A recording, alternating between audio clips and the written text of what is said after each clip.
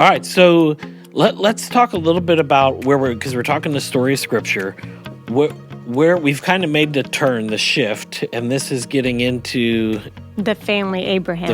The promise is where we left off last week. Yeah. So from this cosmic story of Noah to this, we're starting this family story with Abraham. That turns into Israel. Yeah. Yeah. So sorry, I'm not in the right place, so it's going to take me a second. I got some pages to flip here. So here we are in the story, Abraham and his nephew Lot. So you wanted to sort of start out with reminding us of let's just the covenant with Abraham and just where we are. Yeah, so when we make that important. turn in Genesis 12 to the origin story now of Israel, you get Abram, God calls him out of the place where the Tower of Babel story happened and says, I'm going to take you to a new land and start a new thing. He chooses one among many because remember, even after the flood, what happens to the behavior of humans? It already starts to go downhill. Yeah, they're just... Everyone only wanted evil. All the time. All the time. Yeah. And so God says, all right, I'm not going to destroy creation and humanity again, but I'm going to work my plan out by choosing one out of many, just like he chose Adam, the human, out of many, out of all creation, to do something with. He does that again and promises him that you'll become a great family and that your family will bless all the families of the earth. So I'm going to bless you, and then through you, you're going to be a blessing to all creation. So that you can be a blessing to all nations. That's right. I think that will be important even for this week. Yep. And what's funny is even in 13, we didn't talk a lot about this last week, but you see Abram do the very thing that humans have been doing from the beginning, not trusting in God and his plan and his promise, going out of the land he's supposed to be in, down to Egypt, worried about his safety, so he gives his wife away, who's the one that's supposed to help him fulfill that promise and be a blessing, even though God said, I'll curse those that curse you. So he had God's protection on him. He didn't have to give his wife away out of safety, but he still doesn't trust in God's plan. He's trying to do it his way. Yeah. Well, and even just to that, which we'll see throughout these stories, all these little stories that are all like the same story over and over, it's when we don't trust God, when Abraham doesn't trust God, you hurt other people. You know, our faith, our trust in God does not just affect ourselves. It always either blesses or curses other people too. Yeah. All right, so let's kind of jump in here. We'll start hopping through. There's this whole interaction with, all these kings that are getting together. They're fighting each other. They end up There's all these capturing warring kings, Lot's, his nephew, Abram's nephew, and somebody comes and tells him, like, hey, they got him. We got to go do something. So he goes in and basically wrecks shop and gets his nephew back. He redeems him. Yeah. He redeems him and wrecks shop. I like the two Yeah. Same thing. descriptions Yeah, of the if you're same new to thing. the podcast, that's kind of how it goes. We got redemption, we got wreck and shop. And it is both. He does. Yes. And so then there's this whole interaction, which is kind of weird about like the whole possessions and the stuff. And he's like, which I think for that chapter, that's where I was a little bit, right before it gets to Melchizedek, it's like, I don't know, is there something significant there about like, hey, I don't want people to be able to say that you are the one that made me great? Or... Yeah. Again, remember when this was written. This is a historical account written at the time where Moses has led the people out of Egypt. And they're looking back on their history. They're looking back on who they are. And Abraham, who he's later known as Abraham, was wealthy and had a vast house. And so they're being oppressed by all these nations after they've left Egypt. And he's reminding the people of Israel that God is the one who made Abraham great. He didn't take from others. Yeah. The other people weren't robbed, and that's why they're holding on to this animosity. Like, nope, God made Abraham great. So Abraham's living into that. Here in this moment, he says, I'm not going to keep all the spoils. I'm not beholden to you. That's right. I'm beholden to Yahweh, which is also, we haven't talked a lot about covenant, but covenant, that's foreign to us. We can think of it as a contract, but there's also these very specific cultural contexts when it comes to covenant. And one is that you have a king and lord, and you're beholden to that king and lord if you're in a covenant with them, and they bless you, and then you have allegiance to them. And so this is Abraham being faithful to his covenant with Yahweh. I have one Lord, and he's the one who blesses me. Nobody else. Yeah, which then it kind of shifts right into, that's where we get into this Melchizedek, because he goes to give his portion, I guess, to this It's king. this super unique priest. figure in the Bible, which I know we talked about when we did Hebrews last year. Yeah. He just randomly shows up. Yeah. There's no Yeah. explanation of who he is, where he comes from. He didn't participate in all of the rescuing of Lot and these other kings. Yeah, what's interesting is I thought about that and read that, and we briefly talked about that last week, was, a lot of the people that we see up to this point, their interactions like this, they're this individual faith. We think like the church, the community, the like people. This is like all these individual people up to this point, like God's interaction with these people. But here we see for the first time, he was a priest of the God Most High. And I don't know, it just initially got me thinking like, priest was a function, or ends up being a function of in the early church, or in their In the nation of governance. Israel, in yeah. the nation of Israel. But we don't see any of that. So like, so there were other priests that were Yeah, around. there's and do no stuff. temple Yeah. yet. I mean, Yeah. but he's the high priest, and he's also the king. So he's Yeah. this king priest Yep. that's in Salem, which is Jerusalem, which means peace. But I mean, so it's all this. Okay, we sort of know what's coming, and then we know it's coming in Jesus, but it's this really small space that's just thrown out there. Yeah. Okay, so it was a little bit random. But it's really not random, because if you remember back in Genesis 1, because we've said that's the pattern, so we're going to keep referencing it over and over and over, because that's God's intentions for his people. And this is the first time when you really see again this king priest, this royal priest who's serving Yahweh and also is mediating for Yahweh. He's doing both things. And then Psalm 110 is this really beautiful royal psalm. And it talks about how one is coming who will be this priest king in the order of Melchizedek. So it's also foreshadowing Jesus already right here. We saw it in Genesis 3. We're seeing it here. We're going to see it over and over again. But in the New Testament, we see this is a foreshadowing of who Jesus truly and ultimately is, which is the king who is the priest for God. And Hebrews 7 looks back on Jesus and says, Jesus was that type of priest king. So because those are two different things, it was unique that Melchizedek was one. And looking back on Jesus to say, yep, he's the king of all things, and he mediates between humans and God. Yeah. But that's the human vocation. That's what we're supposed to be as God's people. So it's really amazing to see. It is random. It's just really short, but there it is. All right. So let's get into 15, where I think this is where we start some of the familiar, children's stories or things that people know of, God taking Abraham out, having look up to the heavens, and, where he's telling them like, hey, Count the stars. Yeah. Yeah. that's where this comes in. And there are more, you could see more stars. So I Yes, think for if you live in Lake City and you look up, you're like, oh, that's a couple. Right. Yeah. I'm going to have six. I can I have count those, 6 yeah. kids, 7 kids. Like, no, you're going to have thousands if you're looking up. thousands. Billions. If you, Yeah, I was gonna but- say, well, like, but I it's mean, way more than thousands. But I mean, if you look up though, he's Yeah. seeing all, like, you can't even see them. So just try to picture if there wasn't all the light. He looks up and it's still more overwhelming. than thousands. Yeah, Yeah. it is. That you could see, I'm sure. Yes. It's like that view. Yes.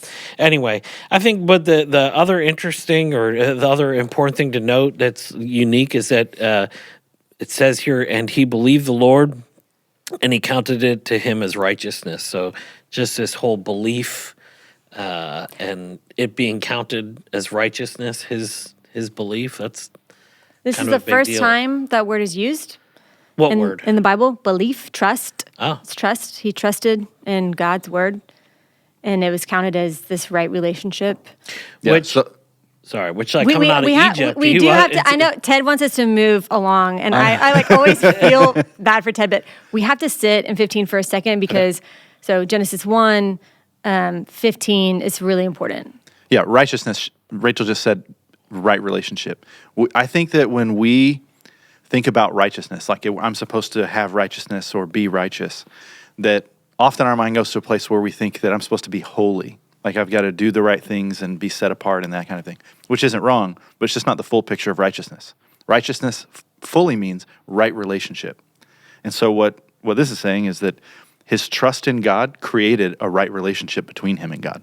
Yeah. So, you want to add to that? No, but this is the covenant is a part of how they live their lives. So this is God accommodating him. So he comes and he says, he doesn't believe him. And he says, go out and look at the stars. And then he creates a covenant with him. Yeah. And so God he meets even his chosen people in their doubt with a covenant, with a promise that he will be faithful. Yep. That is the foundational part of the whole story of the Bible is God's faithfulness to us. And that's what you see in 15 and then again in 17. You'll see it over and over. Yep. And trust in We his doubt. faithfulness. But he is faithful. Yeah. So now we have Abram in right relationship, right standing. God reveals like, hey, you guys are going to be sojourners in this land, but I'm going to deliver you. And ultimately, there's going to be this special land that you're going to get. I mean, this is like the foundation of the story of Moses is writing like where they find themselves now. This is the beginning. That's right. It's like, this is where we're going. That Yeah. land promised generations ago. Yeah. And even so, this just the cultural context we try to talk about, like it's the cutting of the covenant too. And so it's like, oh, there's these animals, and then there's this. He's like goes to sleep. Like what's happening? And when you cut a covenant, it's called cutting a covenant because there's a sacrifice involved. And this was very common between a king and a lesser country. So they were creating a relationship here. So it was very known to them at this time. But for us, it's weird. So what's going on here? They're cutting a covenant. There's a sacrifice. And God's making a promise, and then he is actually the one who walks between. You see, like there's this, what is it, smoke and fire? Is it Yeah. It's fire pot. a flaming torch pass between the pieces? Yep. So you should be remembering when we talked about how whenever Adam was cut in half and then he was put into a deep sleep, it sort of reminds you of that moment. It's this really, Wait, Adam was cut in half. I missed that. in Genesis 2. So we talk about Eve, like it says rib. Oh, okay. Yeah, but Like, what- Yeah. He goes into a deep sleep. Yeah. I thought you like literally like he was cut in half. No. somewhere. So the word, Sorry. It's all I'm sorry. right. yeah, the word that we read as rib is throughout ancient literature means like the other Other half. half. Yeah, okay. Yeah, so that's what she's referencing. I'm referencing that, but he goes into deep sleep, and this is the only Yeah. other time you see that. And so something very intense and important is happening here. It's this creational moment, Yeah. and God is doing something. And so he goes into this deep sleep like Adam did, and there's this sacrifice. And then what would happen in these covenants is that the lesser person in the contract would walk between the sacrifice, walk between the animals and say, whatever, if I'm not faithful to this covenant, what happened to these animals, may it happen to me if I'm not faithful. But what you see in this covenant is that Abraham goes into a deep sleep, and that God, because this is the first time we see this, but it's flames and fire, that's God. That's God's presence. You see that go through these sacrifice animals. So if anyone's not faithful to the covenant, God is the one. He says, may this happen to me. Yeah. So, I mean, we're going to get there, but just think through what that might mean. And Throughout again, the rest of the all story. this is really weird to us, but this is written to people who have just been led through the wilderness by a pillar of fire. Yeah. And so Moses and the writers are connecting what they've seen to what has happened. Yeah. They know what covenants are, they know what covenant faithfulness is, and they know what sacrifice is. But we have to sort of sit in that for a second and think, okay, what is God really promising? And it's So just as a lot to unpack there, and we probably won't be able to have time to do it all. But one thing I'm curious: this idea of sacrifice or bloodshed preceding a covenant. I guess that wasn't on my radar. it's just as a much, part. but It's now a part of the maybe- covenant. It's a part of the sacrifice and the sacredness of a covenant Okay. at that time. So there are all sorts of covenants just like this in the ancient Near East. So this is really God in Abraham's doubt. He says, okay, here's how you'll know. This is how the people around you make promises. So I will accommodate your culture, and this is how you're going to know that I'm going to be faithful to you. Because Okay, Abraham yeah. keeps saying, how do I know? How do I know? Yeah. This is how you know. Even in there are movies and shows that can depict this. Like when two people in the ancient world are making a promise to one another, they might cut and squeeze blood on something or shake their hands. And like, this is all in the ancient mind. Yeah. Again, weird for us, but not weird in the ancient world, in the river that we're in. Yeah. Yeah. All right. So then we kind of quickly, it starts turning towards this whole like offspring stuff. And it's like, well, hey, how is this going to. I mean, come on, Abram. Right after. And Sarah. Again, like it keeps happening. Noah and then the people turn. Abram makes a covenant with God and then he like goes against it. And now here again, it's renewed and it even seems like it's next level. And what is the very next story? Him not living into it. And you mentioned, he says, oh, your descendants, they're going to be oppressed by these foreigners. And then what do you see right here in 16 is there is a foreigner in their home and they oppress her. Yeah. So part of this whole story is that even God's chosen people, the heroes of the faith, they also are the oppressors. They're also the ones who choose to harm other people. And you see that immediately. Yeah, they have her in their house because of what happened back in chapter 13 when they were in Egypt. The king of Egypt made Abram wealthy by giving him gifts because of his sister, which was really his wife. And then he leaves with all these gifts, including people. She's one of them. And what happened to Sarah happens to Hagar. She does the same thing to her that Abraham, her husband, had done to Sarah. Hey, Say take that her. one more time. I feel like I'm getting into this word Sorry. puzzle. Like, wait, what? What? So Abraham went to Egypt and he said, hey, like, I'm going to get killed because you're so beautiful. And so he gives his wife to the king, which when giving your wife, you do whatever you want with her. Okay, that's what you're talking about. That's Okay. what I'm talking about. And then in chapter 16, Sarah does the same thing to Hagar. Yeah. It's this Egyptian servant. She says, take her. And that's what we're going to do. Yeah, this is how we can so get a they don't descendant that's trust. from you, They yeah. don't have faith in the promise of God. And so they try to do it on their own. And then it Yeah. harms other people and it's not God's plan. Yeah, and I think this even was the first illustration too of like God's plan, God's timing, His sovereignty versus man's. Because the temptation to God, you feel like something's supposed to happen. It's like, well, all right, well then I'm just going to make it be outside of maybe walking with God in that or seeking His counsel or. They're like, oh, great, yeah, we need kids. Well, then let's figure out how to do this, not rely on. Well, it's one of the first times, but it's very similar to Genesis 3. You can even look at the language. Abram listened to the voice of Sarah. Yeah. I mean, you hear these echoes of what happened in Genesis 3 because we continue to do that. God gives us all this generosity and abundance, and then we doubt His word, and so we try to take on our own. I think even some of the language of Sarai, like she sees and takes. She sees Hagar, takes her and gives. Just like Eve saw the fruit, took it and gave it to her husband. It's one of the first cycles of Genesis 3 that we'll see. And then at the end of this, not the end, then we see an angel of the Lord. So God is then talking to Hagar and basically saying like, hey, I'm going to multiply your offspring as well. So they can't be numbered as well. That's right. This is a very beautiful story. I mean, it says the God who sees me, the God who hears, and you will also consistently, every time we have a story like this, God hears the cries of those who are oppressed. Yeah. He hears and He sees. It's this picture of the humans who are supposed to be representing Him, who are His chosen people, oppressing people, but then God sees and He restores and He redeems. I love that story. So then we hop into some time passes, I guess, and Abram is 99 years old now. God comes down and is like, hey, I am the God Almighty, which I don't know that we had heard Him say that yet. Maybe I read that in one of these notes or something. He says, walk before me and be blameless. If you remember, we're sort of similar stories over and over. And he said Noah was blameless. And he's telling Abram, hey, you're not. Be blameless. Yeah, I'm referencing more just that God is saying, hey, I am the God Almighty. Like, and, I'm sure that has some thing written in Hebrew. I swear I read that somewhere. Yeah, I'm pulling it up. Anyway,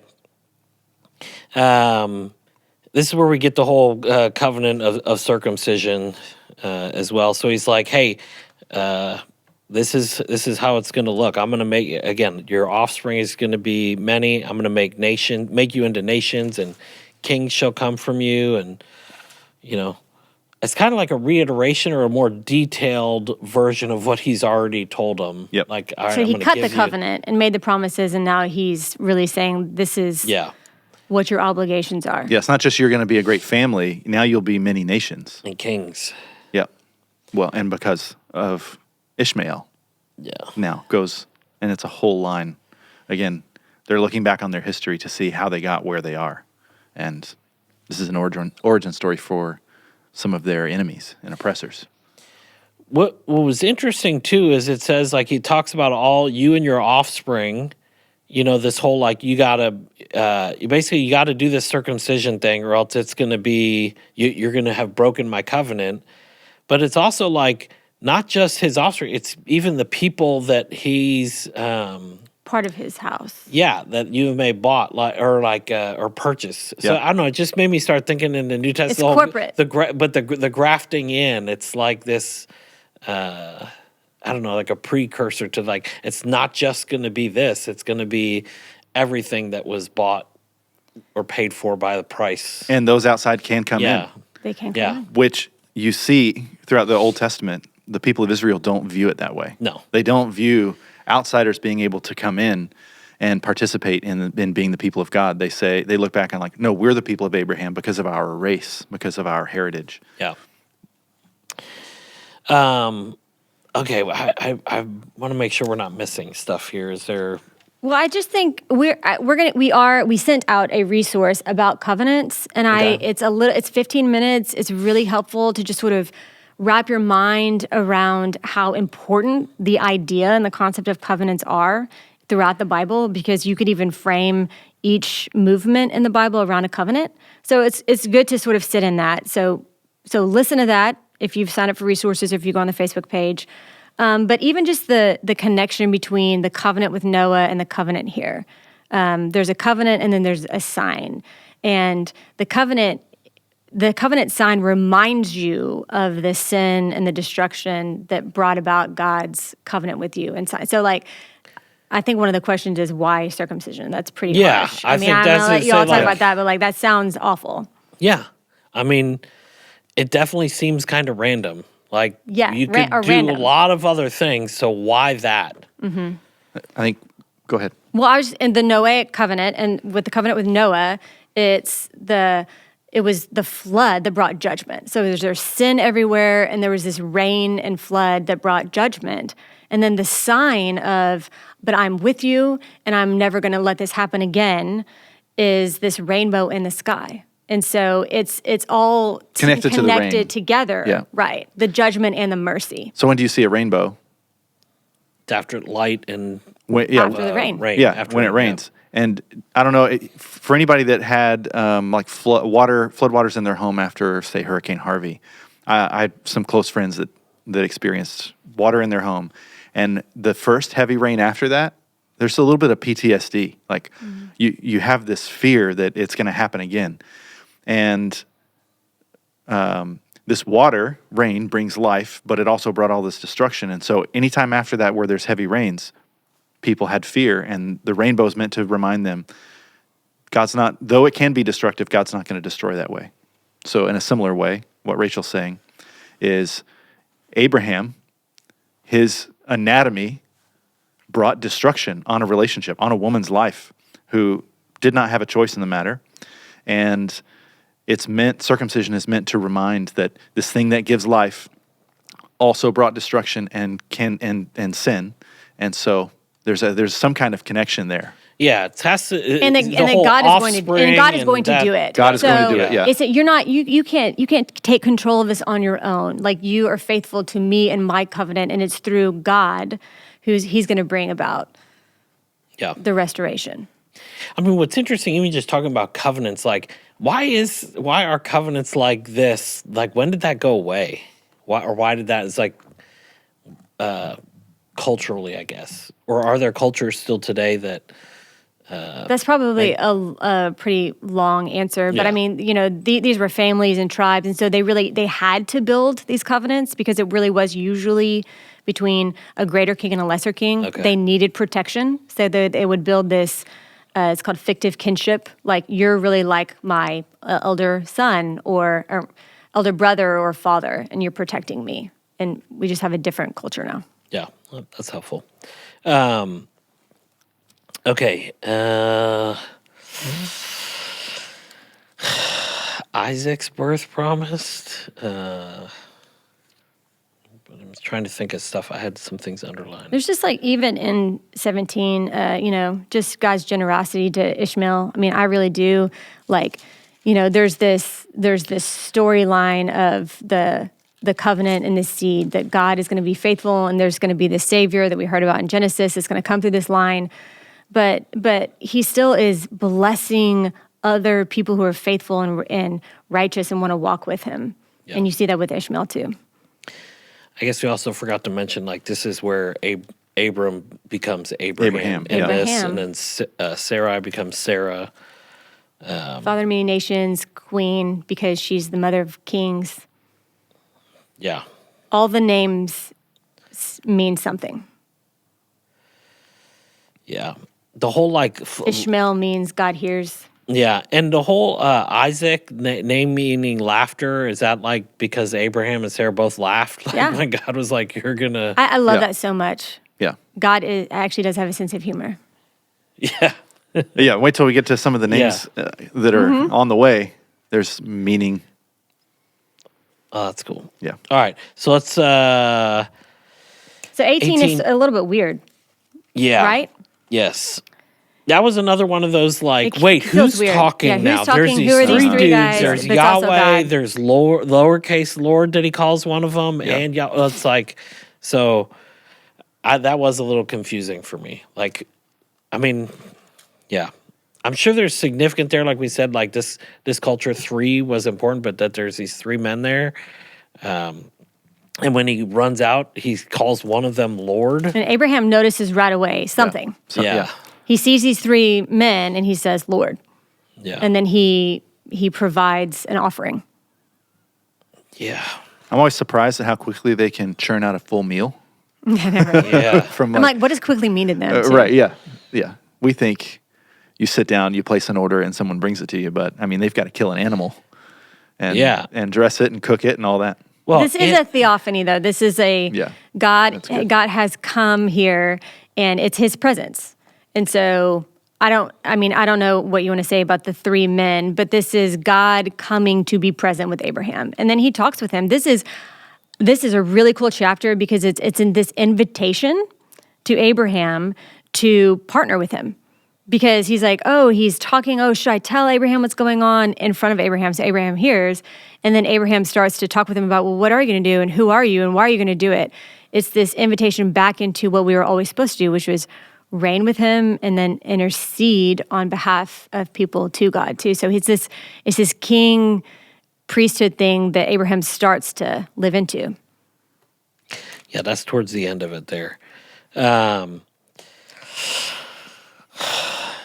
Yeah, I mean, I don't know what else is helpful for people or what questions they may have. I guess one thing I did wonder is it's talking about Sodom and Gomorrah, but is that the same people that he like went and kind of destroyed already, like before Lot? Like So Lot was living there, and another king came in and took them, okay, and he just returned.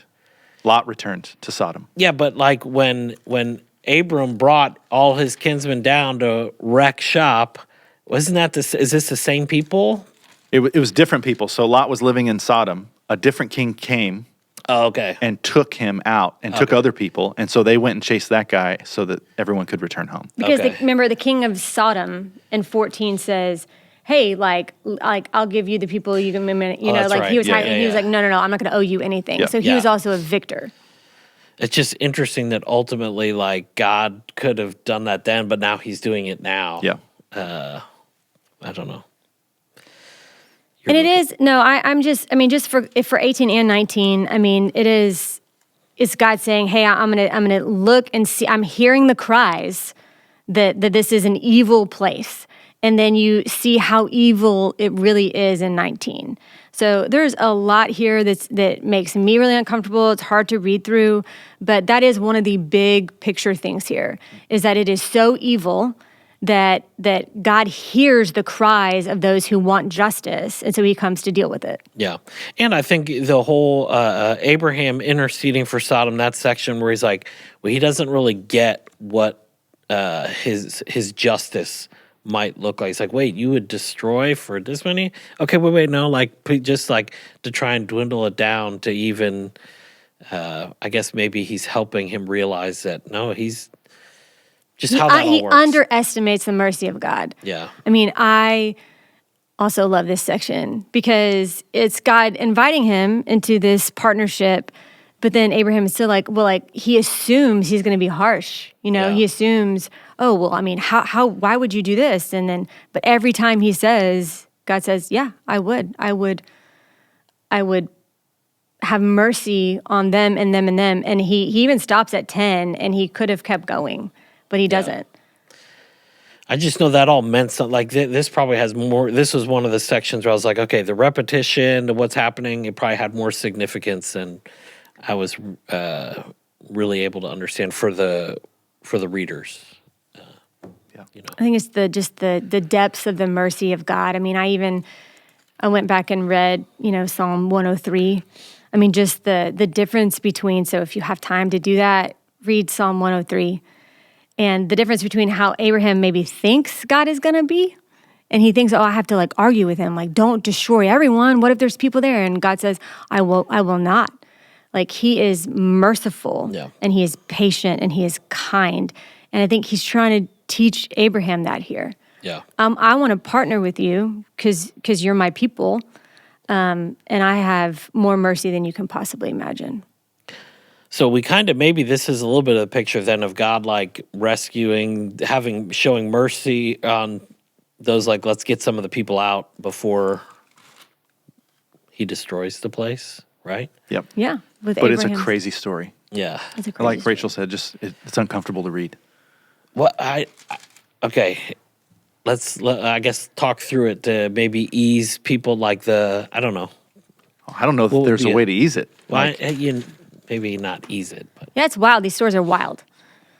what seems wild to you about that? It's just wild for us to understand that this is what could happen, or like, What I mean by wild is like just the way that they were living, how their sexual sin is even described, and they're trying to beat down a door for these men. Like, this is, it's crazy. And then Lot's response, it just pushes against. Yeah, and there are angels there. So it's also like, so there really are parallels through all these stories. And if you remember back when we were talking about Noah, there was this weird story about how these spiritual beings were trying to take the women and have this, uniting, and God said, no, I'm going to destroy this. And you have sort of the juxtaposition of that here. It's these men, of the city who are evil, who are trying to take these angels. yeah. And, so it's a similar story, but it's different. But it's also like they were pressing against the door. It was the whole city. That's how evil they were. So it's similar to the story of Noah. And I guess it's crazy just in how, not little time, but just how quickly things can turn from, I know there's a lot of generations that have happened since that, but it's not that much in the big picture. But again, God said he wouldn't pour out destruction over everything. Because he recognizes that the hearts of men are just always evil. Yeah. That's what they want all the time. And he always rescues a remnant. So justice is good, and we need justice. And it's important to notice how evil this place really is. So justice is good, but also God is always merciful and always wants to save.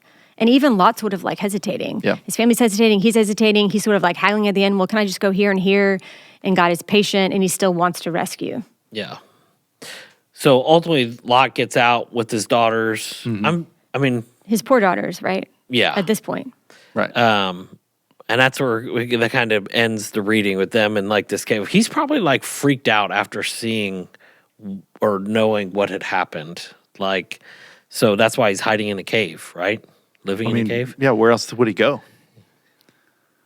He's on the run. Yeah. Yeah, God says go on the mountains. He says, well, can I go to this city? But then he goes to the city and then he's fearful, so he goes back to the cave. And then it really is in all these stories you see everyone not quite trusting in what God tells them to do, Yeah.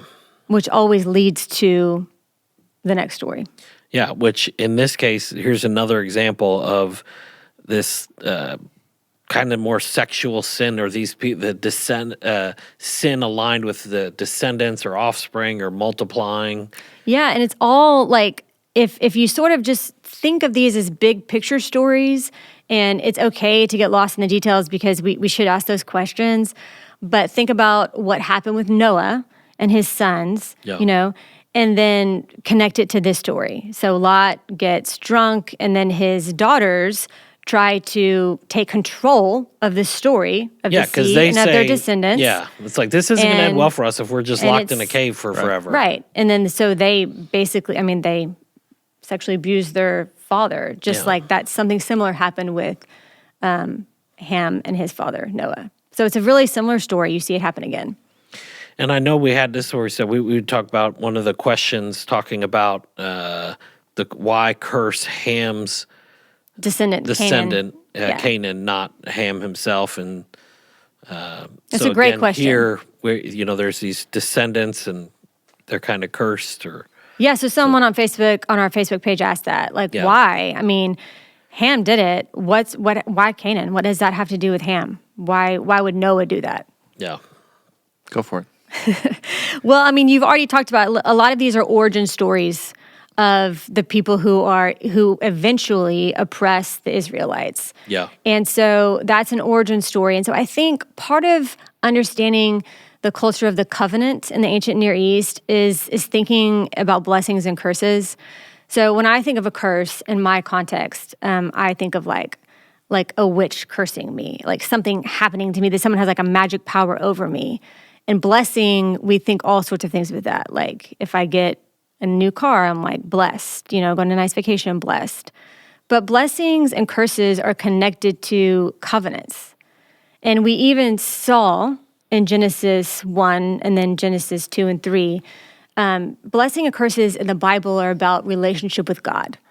So when you are in right relationship with God, you're blessed. It's a flourishing life that God intended for you. But after the fall, you see the curse, right? Curse is all of creation. Curse is the serpent. That is life apart from God. So it's the consequences of life apart from God. And so that's what you're seeing over and over when you see that in the Bible, when we'll get to that with Moses. But even here, Noah's saying your descendants are going to be cursed because you've chosen this path that's separate from God, that's outside of what God wants for you. And that's death and destruction and harm. And then you see it happen throughout the rest of the Bible with the Canaanites. Yep. yeah. I think that's part of what just my initial looking when I saw that question. I was like, oh, I wonder what that is. Let me do some look it up. It's not Noah doing something to the Yeah. descendants. It's him acknowledging this is what's going to happen with your line now. Yeah. And that kind of has to, that fulfills part of the promises that God ends up coming and saying, like, hey, they're going to be oppressed. They're going to be like, you hadn't heard that up to that point, So it's kind of aligning things that are going to ultimately happen. It's all part of his plan. Yeah, it's looking back and seeing it, the origin stories. It's also, I think it's really important to mention, though, that the church has used that curse as a proof text. They just go and look at that text and they say, oh, see, in the Bible it says that the descendants of Ham are cursed to serve the other people of God. And they've used that as a proof text for slavery. And so I just want to acknowledge that because it's so awful and contradictory to everything that this story is trying to tell us. Just as a warning to ourselves, like don't come to the Bible and try to support what you think the world should look like or for your own power. That's what happens when we prove text. Yeah. That's not good. It's a bad history with that story. So I guess just is there a quick how would we quickly summarize all that we've just had, or like where we're at now up to this point? We're still in the beginning stages Yeah. of the origin of Abraham's family that turns into the nation of Israel. I think what I find myself wanting to do as I read through this part of the Bible is ask, how does this help me know who God is? How does this help me know how he wants to interact with me today even? Because these stories are weird and they're hard to understand, and there's so much meaning and repetition and connection, and like, what am I supposed to know about who God is? So I mean, I would say we should all think about that. What does it tell you about who God is? Yeah, I mean, I think for me, even just reading through, it's like, dude, he has a plan. Yeah.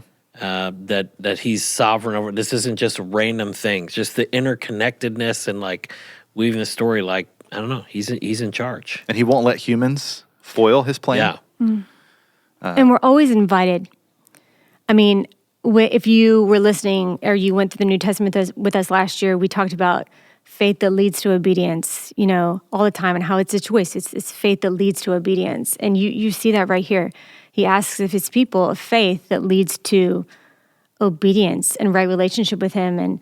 But there's always a choice, because even when you see these origin stories of all of these nations that ended up being evil in the Old Testament, I mean, Lot's daughters, that's how we end this. They're the Moabites and the Ammonites, and Ruth is a Moabite. And she is part of this line that goes away from God, but she's still invited in, and then she is an ancestor of Jesus. I mean, that's the surprising nature of God's mercy, even whenever we choose the wrong way. He is so faithful. Yeah. All right. Well, just as a reminder, if you haven't signed up for resources, you can do that at clearcreekresources.org. Follow along with this reading. Click on the reading plan, and then on- there's a place to sign up Yeah, at to the sign bottom. up, and you can follow or join the Facebook group just to engage and find other maybe resources or conversation and dialogue. But this was a good one. Way to go, guys! What? I love it when Ted's happy. Well, yeah, no, I think it was helpful. This conversation was helpful for me, and so Yeah, I just, I hope that this is encouraging, and there's a lot here, but we'll Yeah. keep going and we'll keep referencing back and back. Yeah. These are very, they're very foundational stories. Yeah, I've talked a lot about how I read through the Bible every other year, and so these stories are familiar, and the more I read them, the more familiar they become, and the more I understand. But I would say, even now, I still see new things. I still learn new things. I still experience God.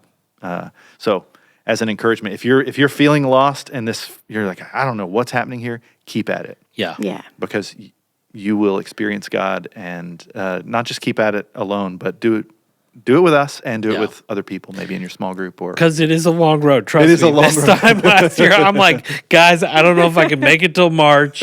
I don't know if this is going to work, but trust me, if I can do it, anybody can do it. So hopefully they stick with it. So don't, what is it? How long it takes to make a habit? So whatever that looks Whatever like. that is, for do you. it. Yeah, do it. just keep going. So, all right, we'll see you. Well, thank you for listening to the Bible Reading Recap Podcast. Remember, as we read and reflect on God's Word together, we're growing in our commitment to be a people of hope with our one heart fully surrendered to Jesus. You can subscribe to receive additional resources to help you study the story of Scripture at clearcreekresources.org. We'll see you next week.